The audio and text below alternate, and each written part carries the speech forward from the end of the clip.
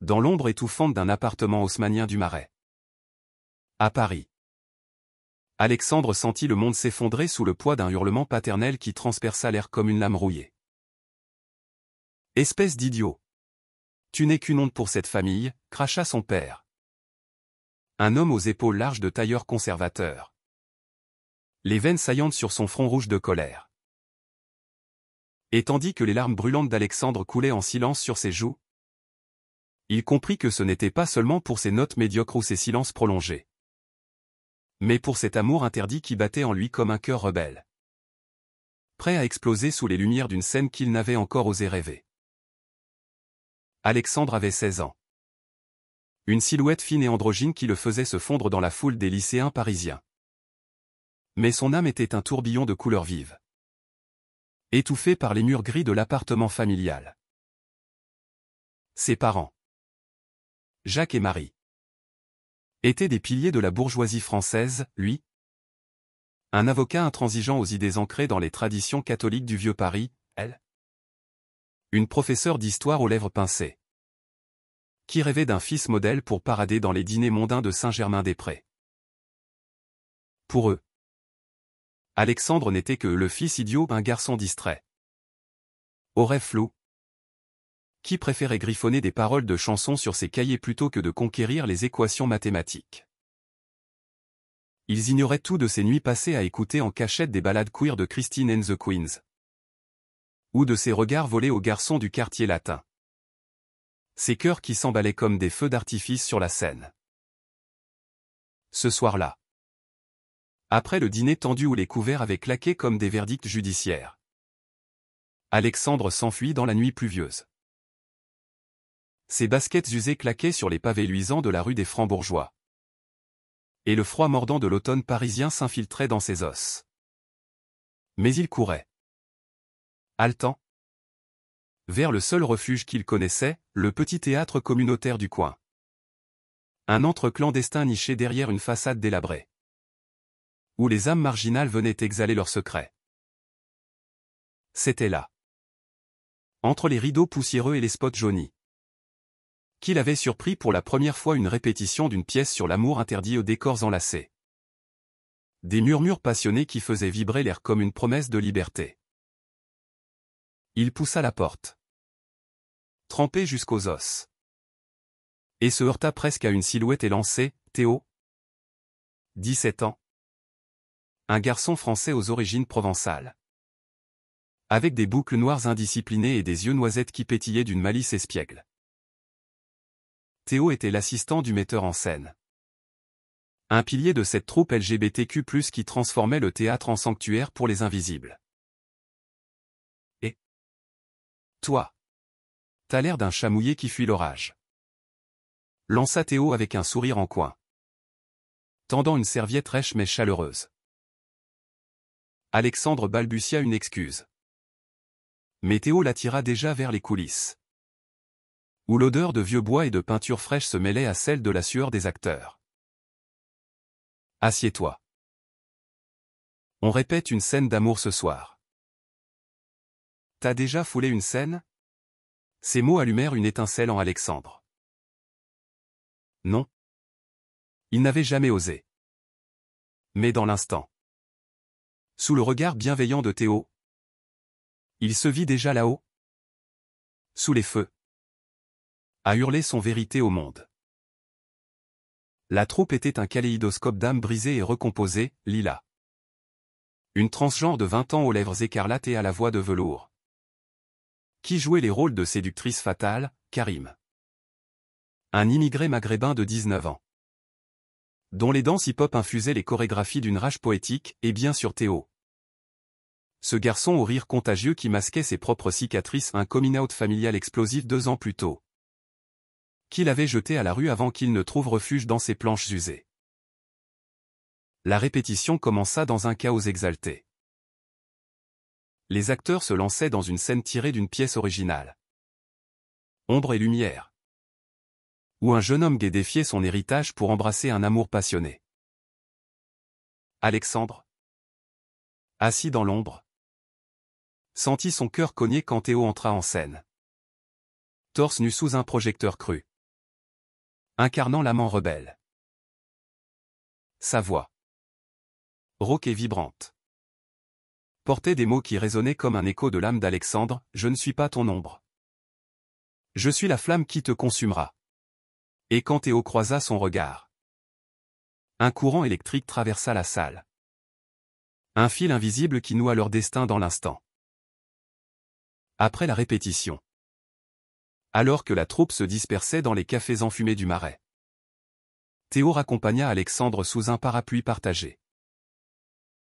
La pluie avait cessé, laissant place à un ciel étoilé qui semblait conspirer pour eux. « T'es pas idiot. Tu sais, » murmura Théo en effleurant son bras. « T'as juste pas encore trouvé ta voie. » Alexandre rougit, son pouce affolant comme un oiseau piégé. Ils s'arrêtèrent devant une fontaine illuminée.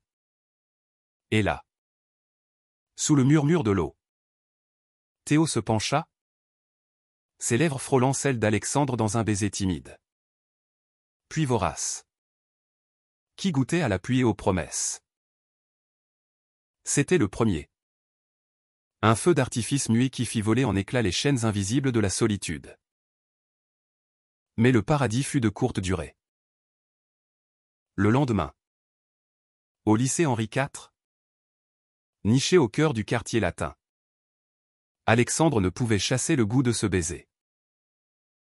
Ses amis, un cercle hétéroclite de rêveurs parisiens, Sophie, la poétesse aux dreads rousses, et Lucas, le footballeur timide qui cachait ses propres doutes, remarquèrent son éclat nouveau. « T'as l'air d'un mec amoureux. » taquina Sophie lors de la pause, sous les arcades du boulevard Saint-Michel. Alexandre rit. Mais son secret pesait déjà comme une ombre. À la maison, Jacques et Marie redoublaient de mépris. « Encore des absences ? Tu finiras dans la rue. Comme ces dépravés qu'on voit parader à la Pride, » lança sa mère, ignorant que son fils était précisément l'un de ces dépravés. Un cœur battant pour un garçon aux boucles folles. Les semaines suivantes furent un tourbillon de rendez-vous volés. Théo et Alexandre se retrouvaient dans les jardins du Luxembourg, où les statues de marbre semblaient veiller sur leurs étreintes chuchotées. Théo parlait de son enfance à Marseille, des oliveraies et des vents chauds qui portaient les chants de son grand-père pêcheur. Alexandre confiait ses nuits hantées par les reproches paternels, ses rêves de chansons qui pleuraient l'amour interdit. Leur romance s'épanouissait comme une rose sauvage dans les fissures du pavé parisien, des promenades le long de la Seine au crépuscule, des fous rires dans les librairies queer de la rue Sainte-Croix de la Bretonnerie, où ils dévoraient des romans de Guillaume Dustan sous les couvertures partagées. Pourtant, la troupe réclamait plus. Le metteur en scène, un vieux loup de la scène nommé Raoul, un Français septuagénaire aux cicatrices d'un sida des années 80, avait repéré le potentiel d'Alexandre lors de sa visite fortuite. « Toi, le gamin aux yeux de tempête, monte sur scène. On auditionne pour le rôle principal. » Alexandre hésita, terrifié par l'idée d'exposer son âme nue. Mais Théo l'encouragea, « C'est ta chance de briller. Alex. Montre-leur qui tu es vraiment. » L'audition fut un cauchemar exquis, sous les regards curieux. Alexandre balbutia les répliques, sa voix tremblante comme une feuille d'automne. Mais quand il atteignit la scène d'amour, un duo passionné avec Théo en partenaire, quelque chose se débloqua. Leurs corps se frôlèrent. Leurs mots s'entrelacèrent. Et la salle entière retint son souffle. Raoul tapa dans ses mains, « Parfait.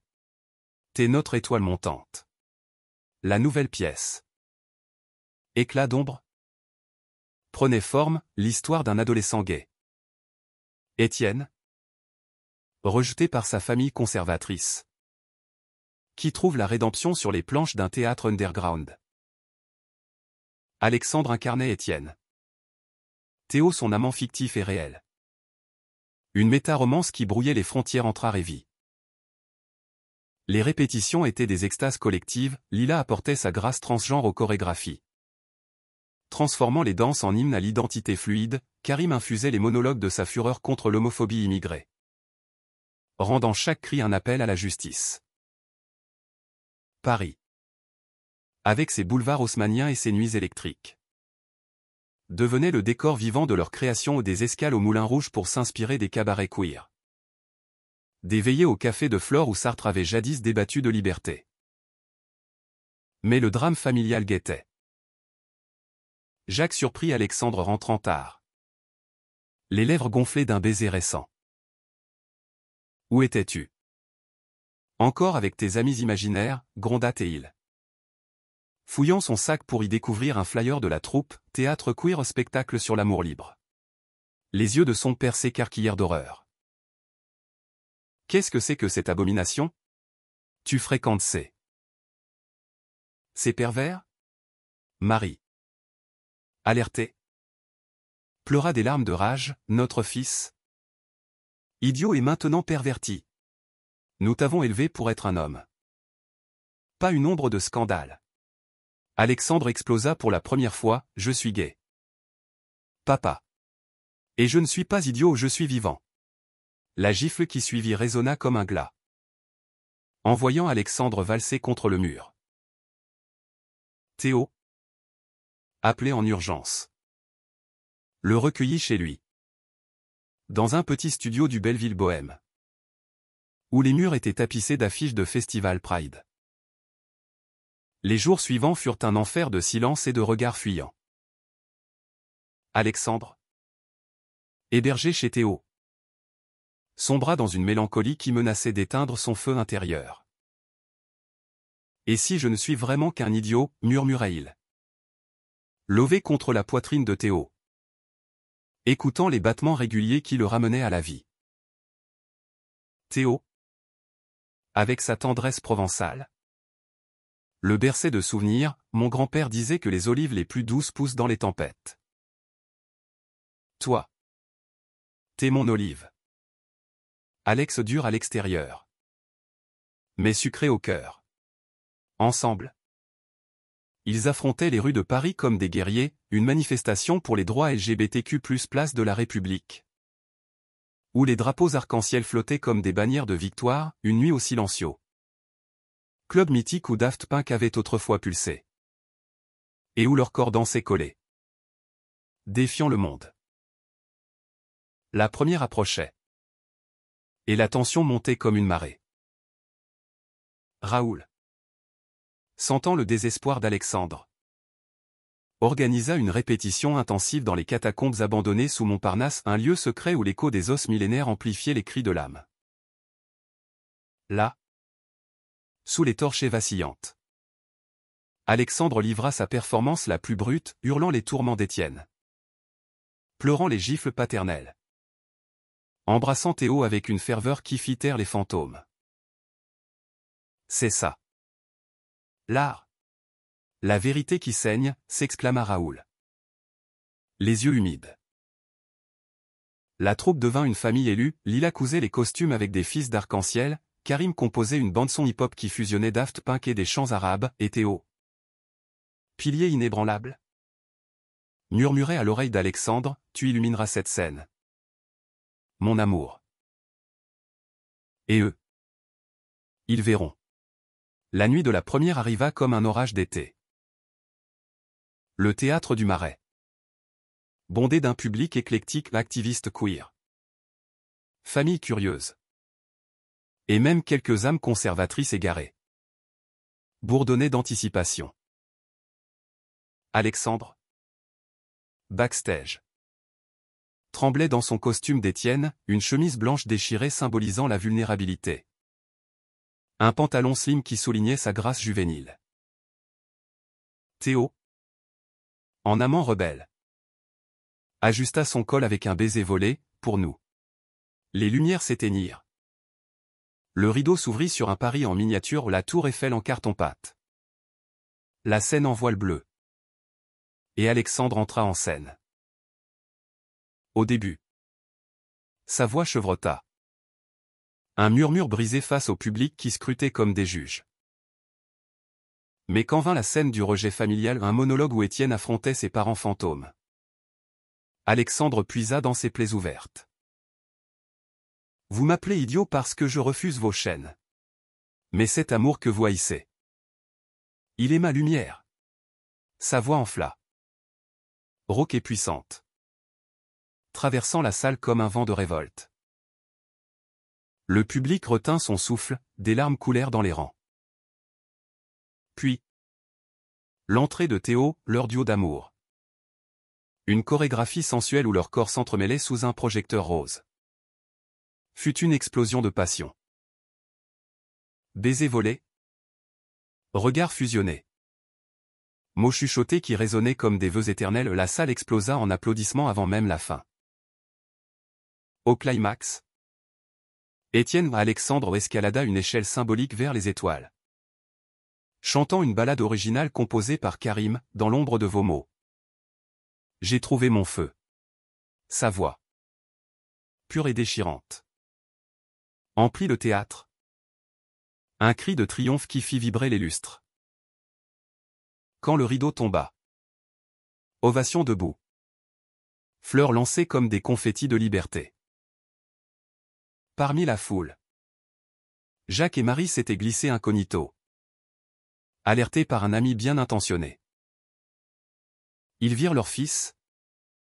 Non plus elle est idiot, mais une étoile rayonnante, enlacée à Théo sous les feux croisés. Après le spectacle, dans les coulisses baignées de champagne et de rire, Jacques s'approcha, le visage ravagé par l'émotion. Alexandre. Nous balbutia-t-il. Les mots coincés comme des épines. Marie, en larmes, tendit la main, on t'a appelé idiot parce qu'on avait peur. Peur de te perdre dans un monde qui te rejetterait. Mais ce soir, tu nous as illuminés. Alexandre, le cœur serré, les serra dans ses bras un pardon fragile, mais vrai, teinté de la sagesse d'un garçon devenu homme.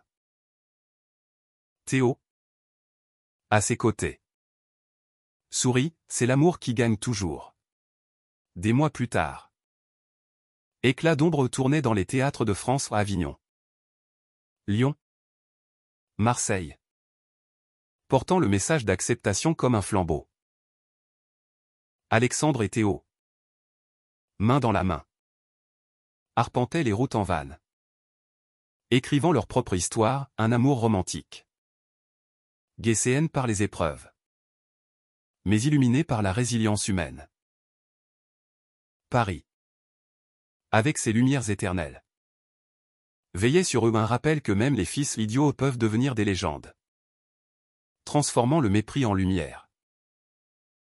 Les échos de la première résonnaient encore dans les veines d'Alexandre comme une mélodie obsédante. Mais la vie, impitoyable, refusait de s'arrêter au triomphe.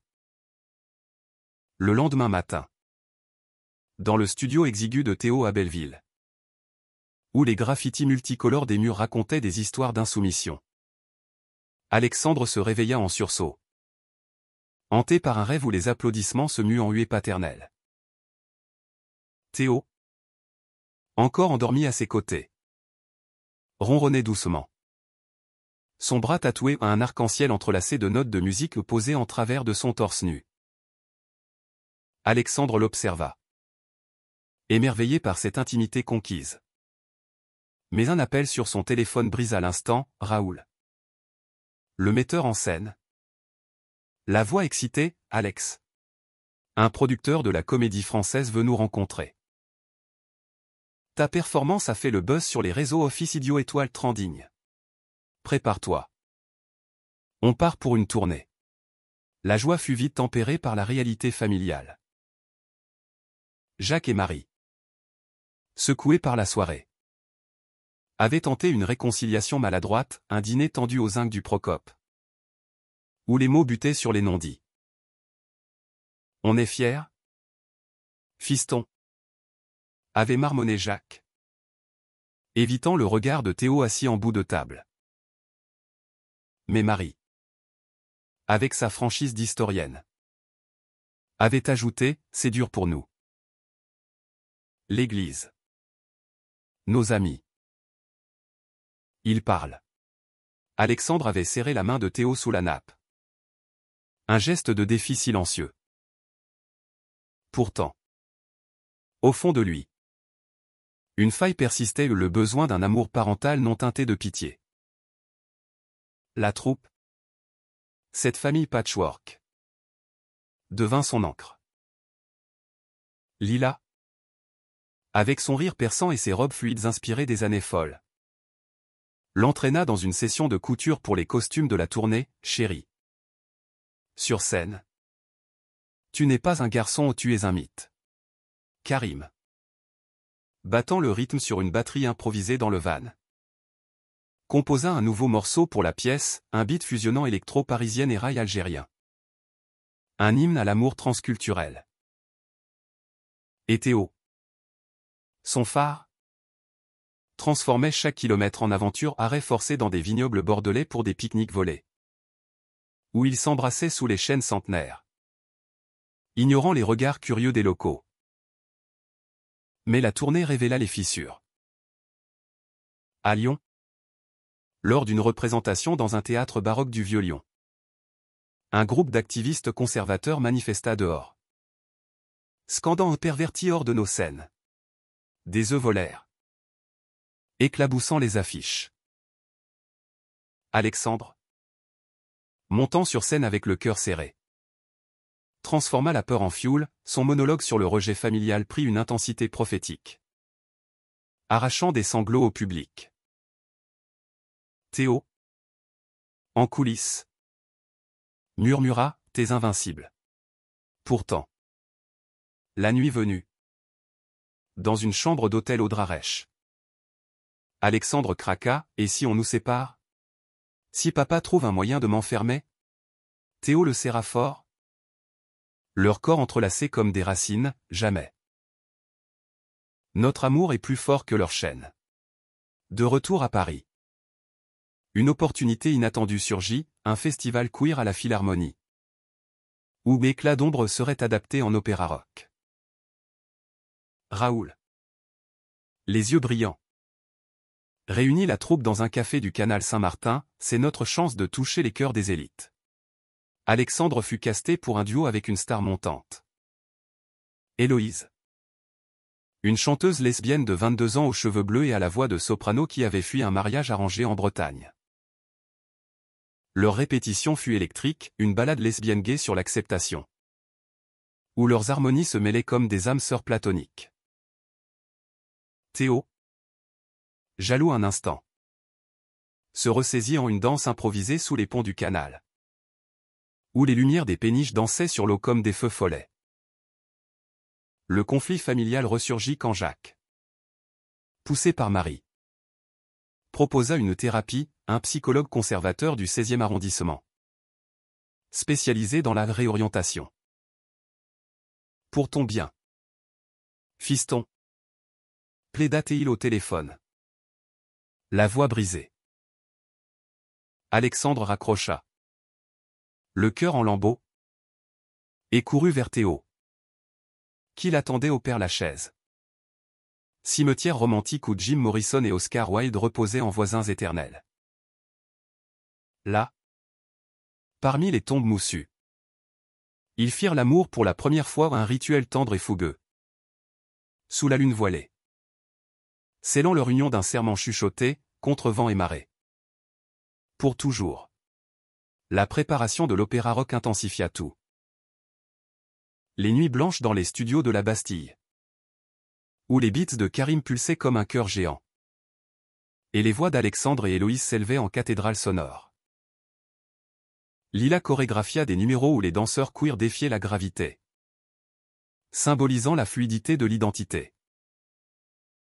Mais une trahison guetta, un journaliste sensationnaliste du Figaro, infiltré, titra le fils idiot de la bourgeoisie parisienne, descente aux enfers queer. Les photos volées d'Alexandre et Théo en baiser firent scandale. Et Jacques, humilié socialement, coupa les ponts, T'es plus mon fils. Le point de non-retour arriva lors d'une générale chaotique. Alexandre, rongé par le doute, oublia ses répliques. Sa voix se brisant sur scène. Théo sauta dans le rôle, improvisant un rap passionné qui sauva la soirée. Mais backstage, l'explosion fut inévitable. Je peux pas continuer si je perds tout, hurla Alexandre. Théo, les larmes aux yeux, répliqua, tu perds rien ou tu gagnes nous. Leur réconciliation fut un feu d'artifice, un baiser sous la pluie torrentielle de Paris. Rue Oberkampf, où les néons queer clignotaient comme des cœurs battants. La nuit du festival à la Philharmonie fut apothéose. Sous le dôme de verre scintillant, face à un parterre de célébrités où Yannick Jadot en soutien. Des drag queens iconiques. Alexandre entra en scène comme un phénix. Son solo d'ouverture, une complainte sur Elle est idiot qui renaît, fit vibrer les vitraux. Le duo avec Héloïse fut magique. Un pont entre genre et cœur. Et quand Théo rejoignit pour la grande finale une déclaration d'amour collective. Avec la troupe en cercle arc-en-ciel. Le public se leva, chantant en chœur. Parmi eux, Jacques et Marie, invités par Lila, pleuraient ouvertement. Après, dans les loges, Jacques serra son fils, j'ai été l'idiot. Pas toi. Pardonne-moi. L'étreinte fut guérison. Un chapitre clos sur la douleur. Alexandre et Théo, épuisés mais radieux, s'enfuirent vers les toits de Paris, où la ville s'étalait comme un tapis de lumière. Leur amour, forgé dans le feu, promettait des lendemains à un appartement partagé à Montmartre. Des tournées infinies. Une vie où l'art et le cœur illuminaient l'ombre. L'aube se levait sur Paris comme une caresse timide, filtrant à travers les volets mi-clos du studio de Théo, où Alexandre et lui s'étaient réfugiés après la gloire de la Philharmonie. Les corps encore chauds de l'extase de la veille. Ils s'éveillèrent enlacés. Le monde extérieur semblant un rêve lointain. Mais le téléphone vibra, un message de Raoul au contrat pour Broadway. On part pour New York dans un mois. Préparez vos passeports. Les amours. Alexandre rit. Un son clair qui dissipa les ombres résiduelles. Mais au fond de lui, une appréhension grandissait. Quitter la France. Terre de ses racines blessées. Pour l'inconnu américain, était-ce une fuite ou une conquête? La troupe explosa de joie lors d'une fête improvisée au Rosa Bonheur. Guinguettes lesbiennes flottantes sur la scène. Bière et vin coulèrent. Lila en robe pailletée dansa un tango endiablé avec Karim. Tandis qu'Héloïse entonnait des covers de Mylène Farmer. Théo et Alexandre, perchés sur une table, portèrent un toast à l'amour qui traverse les océans. Mais Jacques et Marie, invités malgré tout, restèrent en retrait. Leur sourire forcé masquant un malaise persistant. New York? C'est si loin, murmura Marie, serrant la main d'Alexandre. Et si tu oublies tes racines? Il la rassura d'un baiser sur la joue, les racines voyagent avec moi. Maman. Et Théo est ma nouvelle terre. Les préparations pour Broadway furent un tourbillon fiévreux. Raoul, revigoré par cette chance inespérée, réécrivit des scènes pour un public international, plus d'anglais dans les dialogues. Des références à Stonewall mêlées aux émeutes de la Bastille. Alexandre plongea dans les répétitions au centre Pompidou, où les espaces futuristes inspiraient des décors minimalistes ou une scène nue, éclairée par des lasers arc-en-ciel, symbolisant la vulnérabilité queer. Théo, en binôme, perfectionna son rap, Infusant des beats hip-hop new-yorkais volés à des playlists Spotify. Imagine, nous sur les planches de l'Off-Broadway. Sous les néons de Manhattan. Rêvait-il. Traçant des plans sur la peau d'Alexandre avec son doigt. Pourtant. Les ombres familiales s'allongeaient. Jacques, rongé par la culpabilité, confia à Marie son regret d'avoir repoussé leur fils dans les bras de l'Amérique décadente. Elle, plus ouverte, organisa une soirée réconciliation à leur appartement du Marais, un dîner provençal en hommage aux origines de Théo aux bouillabaisse fumante. Aioli crémeux. Vin de cassis. La table, dressée avec soin, devint arène de vérité. J'ai toujours su que tu étais différent. Alex, avoua Marie, les yeux brillants. Mais j'avais peur pour toi. Dans ce monde cruel. Jacques, la gorge nouée, ajouta, ton spectacle m'a ouvert les yeux. T'es pas idiot, t'es courageux. Théo, ému, leva son verre à la famille qu'on choisit. Et à celle qu'on guérit. Mais le destin, taquin, lança une épreuve lors d'une interview pour Têtu. Alexandre fut confronté à un journaliste homophobe déguisé en allié. N'est-ce pas que ton coming out est juste un cri d'attention pour un gamin paumé, insinua-t-il. Alexandre, le micro tremblant, riposta avec une éloquence forgée sur scène, l'attention ? J'en ai eu assez avec les insultes. Mon coming out est un acte de lumière. Pour tous les idiots et qui se cachent. Le clip viralisa, boostant la tournée. Mais raviva les démons internes. Théo, sentant la tourmente, l'emmena en escapade au Mont-Saint-Michel, où les marées normandes rappelaient la fluidité de l'amour. Là, sur les remparts battus par les vents, ils renouvelèrent leurs vœux, peu importe l'océan. Je te suis. L'adaptation pour Broadway exigea des sacrifices. Lila, enceinte d'un amour inattendu avec une artiste berlinoise, dut passer son relais à une danseuse trans new-yorkaise via Zoom. Karim, excité par les connexions hip-hop, coécrivit avec un rappeur de Brooklyn. Alexandre, pour la première fois, composa une chanson solo, Fils de lumière. Une ballade acoustique sur le pardon filial. Jouée à la guitare qu'il avait appris en secret. Théo l'accompagna au piano. Leurs harmonies un duo d'âmes jumelles.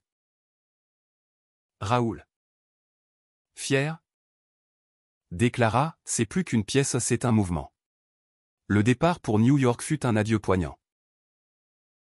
À l'aéroport Charles de Gaulle. Sous un ciel d'octobre gris. Jacques et Marie embrassèrent leur fils. Des larmes coulant librement. Appelle tous les jours. Supplia Marie.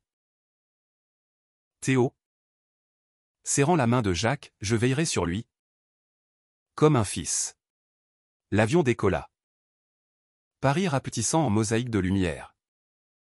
Et Alexandre, regardant par le hublot, sentit un chapitre se clore non en douleur, mais en gratitude. À New York, la frénésie les engloutit.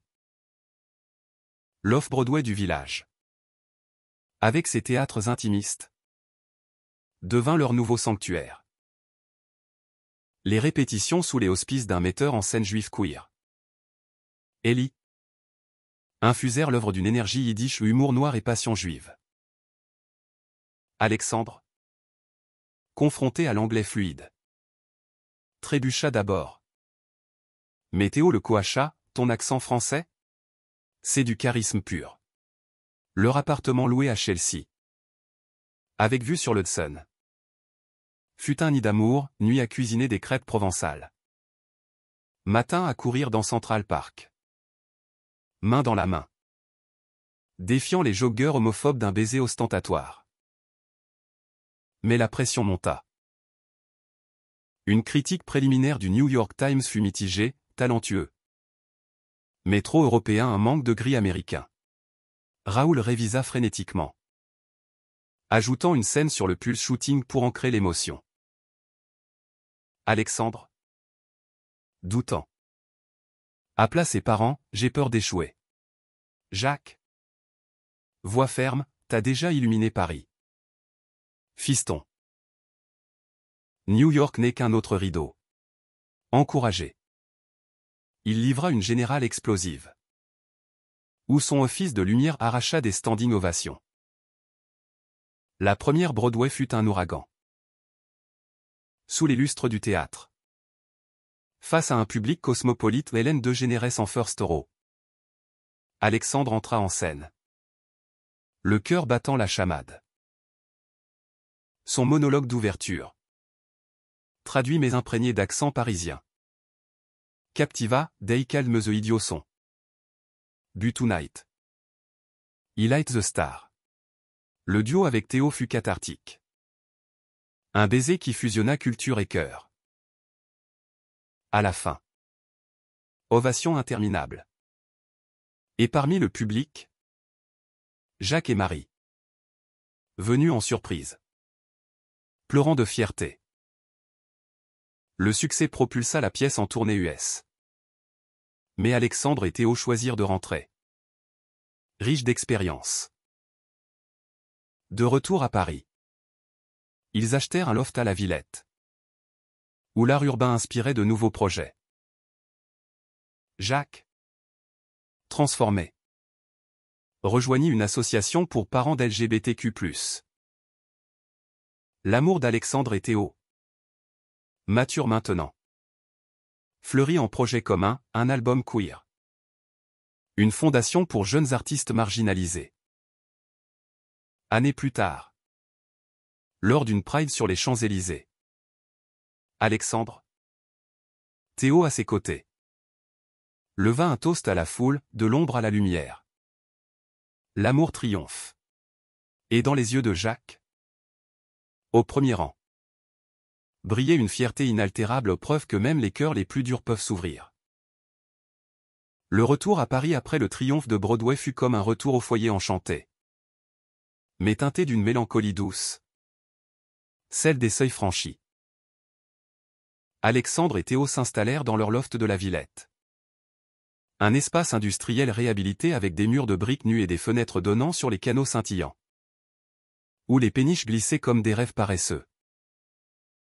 Les premiers jours furent un cocon, Théo cuisinant des ratatouilles provençales, Alexandre griffonnant des paroles sur un vieux carnet, leur rire résonnant contre les poutres apparentes. On a conquis le monde. Mon étoile, murmurait Théo, embrassant la nuque d'Alexandre au petit matin. Pourtant, la gloire apportait ses fantômes. Les médias français, avides, les traquaient, interview au JDD sur le couple gay qui a conquis Broadway. Shooting pour Vogue Homme où leurs corps enlacés posaient sous les flashs impitoyables. Alexandre, encore marqué par le scandale passé, se crispa lors d'une session photo au Trocadéro, je suis plus qu'un symbole. Confia-t-il à Théo en chemin vers le Pont des Arts. Ce dernier, avec sa sagesse instinctive, répondit, t'es tout amant. Artiste, fils. Et moi, je suis ton bouclier. Ils accrochèrent un cadenas arc-en-ciel sur le pont. Un rituel moderne contre l'oubli. La troupe, dispersée par la gloire, se reforma pour un projet ambitieux, un film musical basé sur Éclat d'ombre, produit par un studio parisien avec des fonds européens. Raoul, au sommet de sa forme, dirigea les castings dans les studios de Brie-sur-Marne, Lila revint en productrice exécutive. Son ventre arrondi témoignant d'une maternité queer radieuse, Karim signa la beau. Fusionnant électro et world music, Héloïse prêta sa voix pour la chanteuse lead. Alexandre fut casté en lead. Théo en love interest, une méta-aventure qui brouillait encore fiction et réalité. Ça va être cathartique, dit Alexandre lors d'une table ronde au Festival de Cannes, où il présentait un teaser. Mais Cannes, avec ses tapis rouges et ses intrigues, réveilla des insécurités, un producteur aux yeux lubriques murmura à Alexandre, « T'es mignon pour un idiot repenti ». Théo, entendant, le remit en place d'un regard d'acier. Le tournage débuta sous un été caniculaire, dans les décors reconstitués du marais ruelle pavé. Théâtre miniature. Alexandre, plongé dans le rôle d'Étienne adulte, confronta ses propres démons, une scène de confrontation paternelle. Filmée dans un appartement haussmannien factice, où il hurla des répliques qui saignaient du vrai. Jacques, invité sur set par Marie, observa en silence. Puis, après take, s'approcha, « C'était moi. Ça. Le père monstre. » Alexandre l'étreignit, « Et maintenant. » Le père qui guérit. Ce moment, capturé par la caméra, devint le cœur du film brut. Humain. Un plaidoyer pour le pardon. Théo et Alexandre. Entre textes. Volaient des instants, escapade à Versailles, où ils pique-niquaient dans les bosquets secrets de Marie-Antoinette, riant des amours royales contrariées. Notre histoire est plus belle que n'importe quel conte, soupirait Théo, tissant des couronnes de lierre pour leurs cheveux. Mais une tempête couva, Marie, apprenant qu'elle avait un cancer au stade précoce, garda le secret d'abord, puis confia à Alexandre lors d'une promenade au jardin des plantes. « Je veux voir ton film sortir, fiston. Et te voir heureux avec Théo. » La nouvelle frappa comme un éclair, unissant la famille dans une vigilance tendre, Jacques annulant des audiences pour des chimiothérapies, Alexandre dédicalisant le film à ma mère. Lumière des ombres. Le tournage s'acheva en automne, feuilles roussies tombant comme des confettis mélancoliques.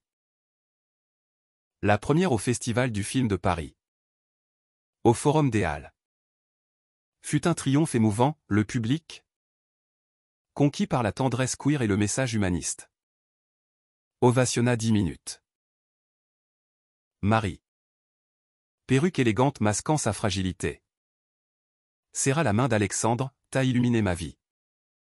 Plus que n'importe quelle scène. » Théo, en smoking provençal, l'embrassa sur scène, à l'amour qui soigne les blessures.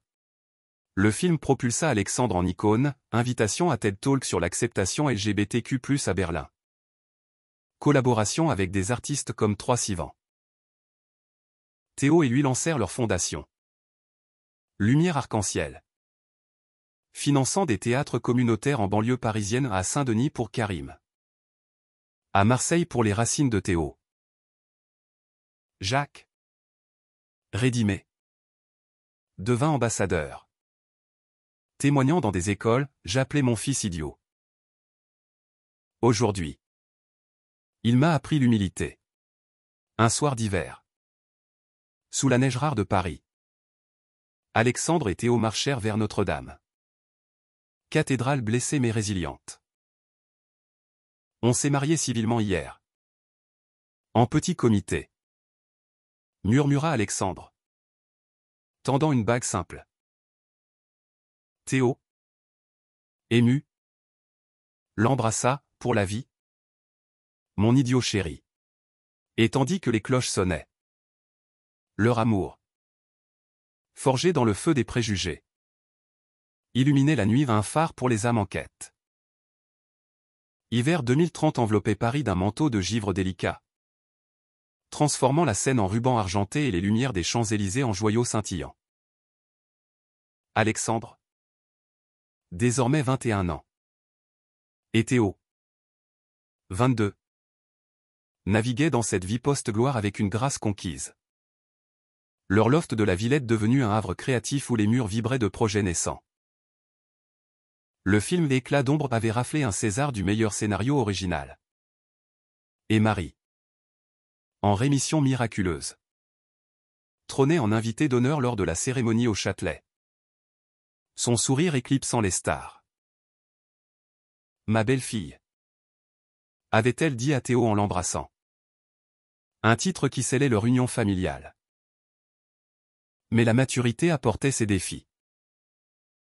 Alexandre, sollicité pour un rôle à Hollywood ou un biopic sur un activiste queer français des années 70. Hésitait. Et toi? Théo? Ta musique explose aux US. Avec ton album solo qui cartonne sur Spotify. Théo, dont le rap provençal infusé de queer pop avait conquis les charts. Haussa les épaules, on y va ensemble. Ou pas du tout. Paris est notre encre. Leur compromis fut un split, 6 mois à la pour le tournage. Puis retour pour lancer un label indépendant. Étoiles oubliées. Dédié aux artistes LGBTQ+ émergents de la banlieue. Le départ pour Los Angeles fut festif, adieu au Rosa Bonheur avec la troupe au complet. Lila désormais maman d'une petite fille aux boucles mixtes. Karim en couple avec un danseur sénégalais. Jacques et Marie. Vieilli mais radieux. Offrir un talisman ou une vieille montre de famille gravée et lumière, pour que le temps ne vous sépare pas. À l'Axe. L'air sec de Californie contrastait avec l'humidité parisienne. Météo transforma leur bungalow d'Hollywood Hills en oasis française, baguettes importées. Vin de Bordeaux. Et session piano où il composait des ballades pour Alexandre. Le tournage fut intense. Sous la direction d'une réalisatrice trans iconique. Léna. Alexandre incarnait Julien. Un militant qui avait défié la police lors des premières prides françaises. Une figure historique qui résonnait avec son propre chemin. Les scènes de coming out. Filmées dans des décors inspirés de Pigalle des années 70. Le confrontèrent à des souvenirs vifs, flashbacks de gifles paternelles. De nuits solitaires. Une nuit. Après une teck émotionnelle. Il s'effondra dans les bras de Théo, c'est comme revivre la douleur. Théo, chantant doucement une berceuse marseillaise. Le ramena, et la joie aussi. Regarde-nous. Hollywood. Avec ses fêtes extravagantes et ses égos surdimensionnés. Testa leur couple. À une after-party des Oscars où le film précédent d'Alexandre était nommé. Une actrice bisexuelle flirta ouvertement avec Théo, murmurant des invitations à des trios artistiques. Théo refusa poliment. Mais le doute s'insinua. Le lendemain. Sur la plage de Malibu, Alexandre confronta « T'es tenté ?» Théo rit. L'attirant dans les vagues, seul toi me tente. Idiot. Pour toujours. Leur réconciliation fut passionnée. Sable et sel mêlés à leur peau. Un rappel que l'amour vrai défie les mirages. Pendant ce temps. À Paris. La Fondation prospérait, un premier théâtre ouvert à Clichy-sous-Bois. Où des ados queer montaient des pièces sur l'identité immigrée. Lila dirigeait les ateliers. Karim les masterclass musique. Jacques. À la retraite. Y donnait des talks sur le chemin d'un père conservateur vers l'acceptation. Marie. Écrivant un mémoire sur l'histoire queer française. Collaborait avec Alexandre pour un chapitre sur les fils idiots qui changent le monde. Un appel urgent rompit l'idylle californienne, un incendie avait ravagé le loft de la Villette. Détruisant script. Guitare. Souvenir. Rien de vital perdu. Assura Théo au téléphone. Mais Alexandre, rongé par la superstition, vit un signe, peut-être qu'on doit reconstruire ensemble. Ils rentrèrent prématurément. Trouvant Paris en deuil sous un ciel plombé. L'assurance couvrit les murs. Mais les objets intimes, la bague de fiançailles. Un journal d'Alexandre était cendre. Théo organisa une cérémonie de renaissance au Père-Lachaise, la troupe chanta. Jacques alluma une bougie. Et Alexandre enterra symboliquement un fragment de photo brûlée, de la cendre renaît la flamme. Le rebuilding fut cathartique. Ils redécorèrent avec des artistes émergents de la fondation, fresque murale d'Ado Trans. Sculpture de Karim. Alexandre. Inspiré. Écrivit un one-man show, Cendre et étoiles. Sur la perte et la résilience queer. Théo composa la musique. Un mélange folk provençal et électrola. La première, au théâtre de la ville, fut intime. 200 places comble d'âmes touchées. Sur scène, Alexandre, vulnérable sous un spot solitaire, raconta leur histoire, du fils idiot au phénix hollywoodien. De l'amour volé à l'empire bâti. Le public, ému, pleura, Théo. En première row. Murmura, mon héros. Le succès relança le label, premier single d'un duo queer banlieusard. Ombre illuminée. Grimpa aux charts. Alexandre et Théo. Mariés religieusement dans une petite chapelle provençale, Jacques donnant Théo en mariage. Célébrèrent avec un road trip le long de la côte d'Azur. Où les vagues chantaient des promesses éternelles. Des années passèrent. Paris évoluant avec eux, un enfant adopté. Un garçon de 8 ans aux yeux verts comme Alexandre. Prénommé Lumière. La famille élargie Lila comme tante excentrique. Karim oncle beatmaker formait un cercle indéfectible. Lors d'une Pride 2035. Alexandre. Lumière sur les épaules. Leva le poing, de l'idiotie à l'illumination. L'amour gagne. Et Théo. À ses côtés. Souris, le garçon méprisé avait non seulement illuminé la scène, mais un monde entier. Printemps 2035 fleurissait Paris en un tapis de pétales roses. Les cerisiers du champ de Mars dansant au vent comme des confettis de joie. Alexandre. 26 ans maintenant. Et Théo. 27. Avaient transformé leur vie en tapisserie riche, le loft reconstruit pulsait de créativité. Lumière. Leur fils adopté d'origine roumaine. Apportant un chaos joyeux avec ses questions incessantes sur pourquoi papa Théo chante tout le temps. La fondation Étoiles oubliées comptait 10 théâtres à travers la France. De Lille à Nice. Des phares pour les jeunes LGBTQ+ en péril. Mais une nouvelle aventure appelait, un projet international. Global Shadow. Une série Netflix sur des coming-out mondiaux. Où Alexandre serait showrunner pour l'épisode français. Théo. En pleine tournée européenne pour son second album, un opus conceptuel sur l'amour migrant. Jonglait entre studios berlinois et biberons parisiens. On est des super-héros queer. Plaisantait-il. Embrassant Alexandre avant un vol. Lumière. Avec sa sagesse d'enfant. Dessinait des familles arc-en-ciel, papa Alex brille comme une étoile. Papa Théo comme le soleil. Le tournage de la série les mena à travers la France profonde, Rouen pour une scène sur l'homophobie rurale. Bordeaux pour des vignes symbolisant la fermentation des identités. Alexandre dirigea avec sensibilité. Castant des acteurs locaux à un ado trans de province. Une lesbienne bretonne au dread salé. Une scène clé. Inspirée de sa propre histoire. Se déroula dans un manoir normand, un fils gay confrontant ses parents lors d'un dîner familial. Jacques et Marie. Consultants invités.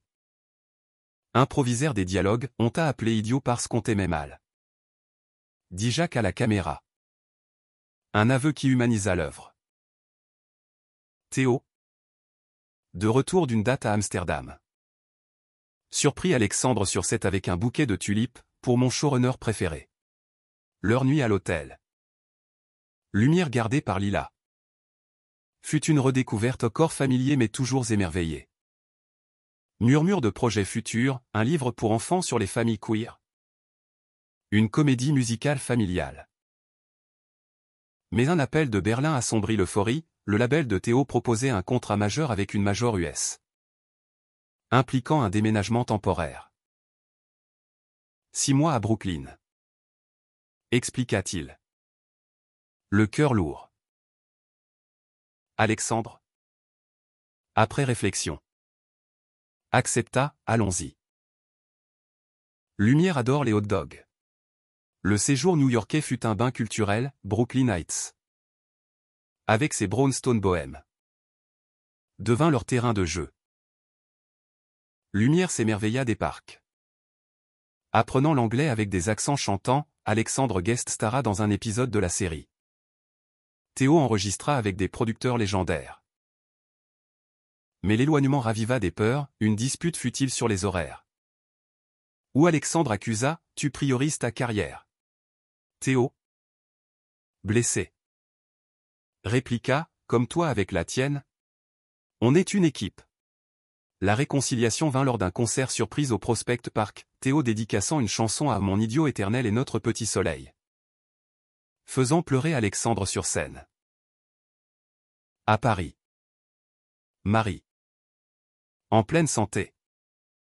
Lança un podcast sur l'histoire des mères queer. Invitant Jacques pour un épisode hilarant sur comment survivre à un fils célèbre. La troupe se réunit pour un anniversaire, 30 ans de Raoul. Fêté au moulin de la Galette. Avec valse queer et toasts émouvants. Vous êtes ma famille.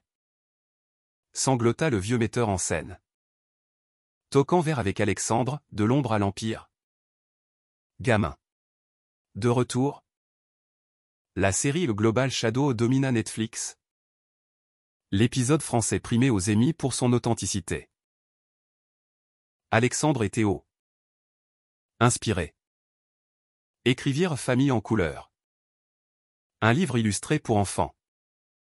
Traduit en 10 langues. Lors d'une lecture à la librairie du Globe. Lumière vola la vedette, mon papa est gay. Et c'est super cool. Un été provençal scella leur décennie, vacances dans la maison familiale de Théo à Aix-en-Provence. Où les cigales chantaient des berceuses. Jacques et Marie rejoignirent. Un barbecue multigénérationnel où Lumière apprit à pêcher avec son grand-père. T'as illuminé plus que la scène. Fiston. Confia Jacques au coucher de soleil. Alexandre. Théo enlacé. Répondit, c'est l'amour qui illumine tout. Leur histoire. Tissée de kinks et de triomphes. Inspirait des générations un rappel que du mépris naît la lumière. Et que l'amour queer est la plus belle rébellion.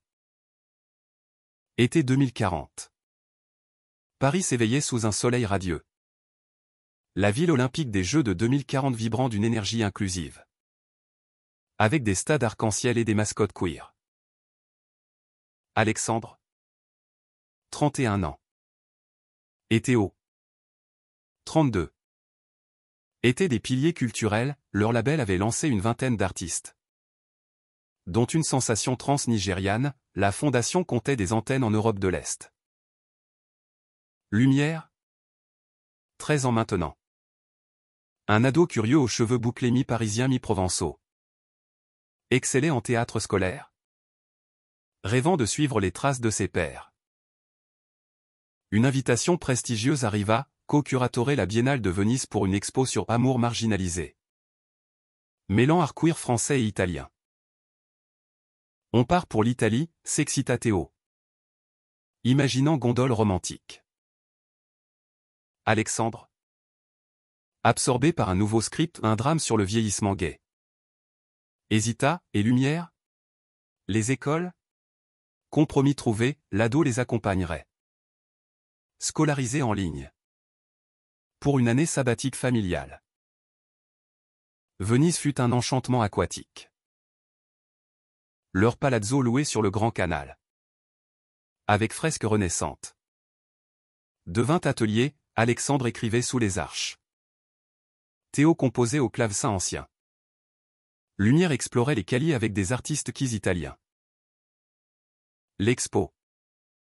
Ombre Lucie exposait des œuvres puissantes, sculptures de corps fluides par une artiste berlinoise. Peinture de famille queer par un collectif roumain. Alexandre et Théo curatèrent une section française, photo d'Alexandre sur scène en 2025. Juxtaposée à des toiles de Jacques. Qui s'était mis à la peinture post-rétablissement? Des portraits abstraits de l'idiot devenu lumière. Mais Venise. Ville des amours maudits. Réveilla des ombres. Lors d'un vernissage au Peggy Guggenheim. Un critique italien. Écho d'homophobes passés. Snowball Expo, du sentimentalisme français. Pas de l'art vrai. Alexandre. Piqué. Riposta dans un discours improvisé, l'art vrai saigne des cœurs marginalisés ou le vôtre est juste sec. Le buzz médiatique fit exploser les visites. Mais Lumière. Entendant les ragots. Douta, les gens nous détestent encore. Théo et Alexandre. En gondolade nocturne. Le rassurèrent, certains oui. Mais l'amour gagne toujours. Fiston. La famille élargie visita, Jacques et Marie. En croisière romantique tardive. Arrivèrent en Vaporetto. Marie avec un foulard vénitien. Cette ville est comme notre histoire belle. Mais inondée de secrets. Philosophait lors d'un dîner au Sicchetti. Jacques. Exposant ses toiles. Confia, peindre m'a guéri. Merci. Fils. Lila et sa femme. Avec leur fille ado. Ajoutèrent du piquant, atelier drague pour Lumière.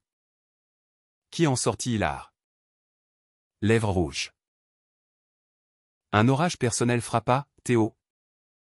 Épuisé par la curation et une tournée à venir. Confessa une burnou naissante. J'ai peur de ne plus briller. Alexandre. Le serrant dans les draps damassés, t'es mon soleil. Même nuageux. Ils consultèrent un thérapeute queer local. Session en terrasse surplombant la lagune. Où Théo libéra ses peurs d'abandon au écho de son propre coming out adolescent. On grandit ensemble. Conclut Alexandre. Scellant d'un baiser salé par les embruns. L'expo culmina en gala masqué. Où Venise entière sembla conspirer, masques ornés d'arc-en-ciel. Valse queer sur la place Saint-Marc. Alexandre et Théo. En tenue Renaissance revisitée. Dansèrent un tango passionné. Lumière en page espiègle. Une standing ovation salua leur discours final, des ombres italiennes aux lumières françaises. L'amour transcende les canaux du temps. De retour à Paris. Revigorés. Ils lancèrent un podcast familial, Écho de Lumière. Où Lumière interviewait ses pairs sur leurs débuts. Le succès viralisa. Touchant des ados en coming out. Jacques et Marie. Grands-parents fiers. Lurent des extraits en live. Jacques concluant, j'ai appris tard. Mais j'ai appris. À l'automne. Lors des Jeux Olympiques. Alexandre porta la torche queer dans le Stade de France. Théo chantant l'hymne. Lumière en première loge. Le monde applaudit, un garçon méprisé avait illuminé non seulement une scène, mais un legacy éternel. Hiver 2050 enveloppait Paris d'une neige poétique. La ville un tableau vivant de lumière festive et de souvenirs accumulés. Alexandre. 41 ans. Cheveux poivre et sel ajoutant à son charisme. Et Théo. 42. Boucle grisonnante mais sourire intact. Regardez Lumière. 23 ans. Monté sur scène pour sa première professionnelle, une reprise de Éclat d'ombre au théâtre du Châtelet. où il incarnait un Étienne millénial. Fusionnant théâtre et VR queer. La Fondation. Empire humaniste. Avait sauvé des milliers de vies, leur label. Un vivier de talents globaux. Une retraite douce s'amorçait, un vignoble en Provence. Acheté avec Jacques avant son départ paisible 2 ans plus tôt. Où il cultivait des vins arc-en-ciel. Cuvée d'acceptation. Marie. Octogénaire vive. Gérait le podcast. Invitant des petits-enfants virtuels, les neveux de Lila. Les filleuls de Karim. Lors de la première de Lumière. Le théâtre bondé bruissé d'émotions, la troupe originelle au complet. L'hilarité mais flamboyante. Karim chauve et beatmaker légendaire. Alexandre. En première row avec Théo. Murmura, il illumine comme toi l'a fait. La pièce. Modernisée par Lumière avec des hologrammes d'arc-en-ciel. Culmina en un solo poignant, il m'appelait idiot. Mais l'amour m'a rendu étoile. Ovation. Larmes, lumière. Backstage. Serra ses pairs, pour vous. Mais lumière. Après. Un dîner familial autour d'argent, toast à Jacques. Rire sur les l'idiotie passé. Théo leva son verre, de Paris à l'éternité. Notre histoire est un chef-d'œuvre. Alexandre. Ému. Ajouta, et elle continue. Avec Lumière et les générations. Plus tard. Dans leur vignoble provençal. Sous un ciel étoilé. Alexandre et Théo s'allongèrent dans l'herbe. Vin à la main. 50 ans d'amour. Chuchota Théo. Alexandre sourit, et plus. Mon amour. La scène n'était que le début. Leur legacy? Un monde plus lumineux. Où aucun fils idiot ne reste dans l'ombre.